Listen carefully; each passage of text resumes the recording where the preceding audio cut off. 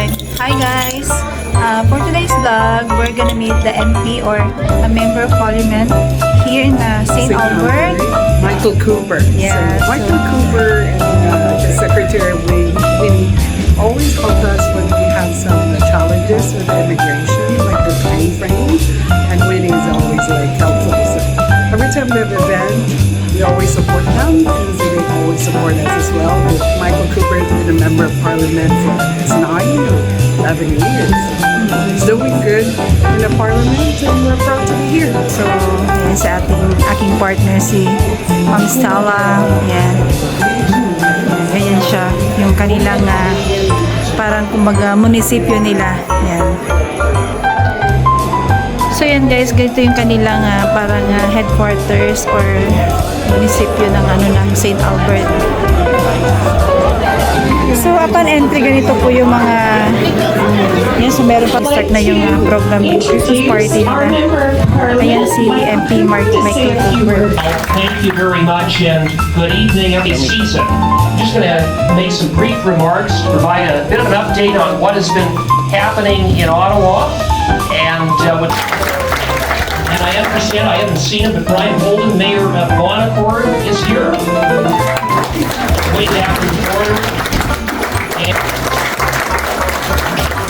And I see Angie Hampshire, Chair of the St. Albert District Chamber of Commerce. And if I missed anyone, we addressed those bills, but if you want me to elaborate on any of those bills, I'd be happy to do so. The biggest item that we've been dealing with is the budget and the generational shift. And I gotta say, looking at the budget, it's back. The projection over the next 5 years is $322 billion of Reading. There are no fiscal anchors. Justin Trudeau's government had a fiscal anchor of 1% of GDP in terms of the deficit. The deficit this year is 2% of GDP.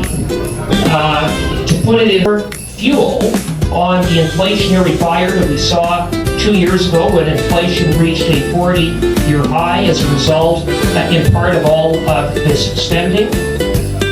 So yun guys, dito tatapusin na namin yung video dahil naglalas yung aking partner dahil meron siyang aside sa immigration, meron din siyang pizzeria business. So kailangan namin magpaalam guys, and naman po guys, magpapaalam na po kami. Thank you so much for watching and don't forget to share, like, and subscribe.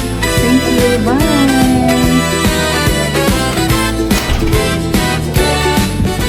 So yun guys, dito nagmadali na rin kami umalis dahil nga yung aking partner ay kailangan niya nang umalis dahil sa kanyang other side of business.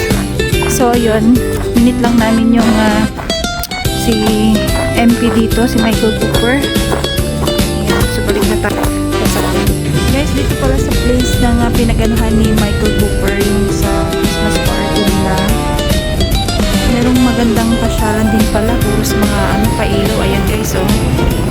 So yun guys, papakita ko lang sa inyo saglit. So yun guys, napakaganda. Ayan, Christmas na dito sa Canada. So ayan guys, ayan, tingnan nyo guys, oh. Dito ko lang kayo din siya. Ang ganda. Pakita ko lang sa inyo kasi nga first time kong nagpunta dito. Ito pala kaganda dito sa place na to. Ayan, dito po yan sa may St. Thomas Street. Diba ang ganda? Ayan, balik na tayo sa sakyan.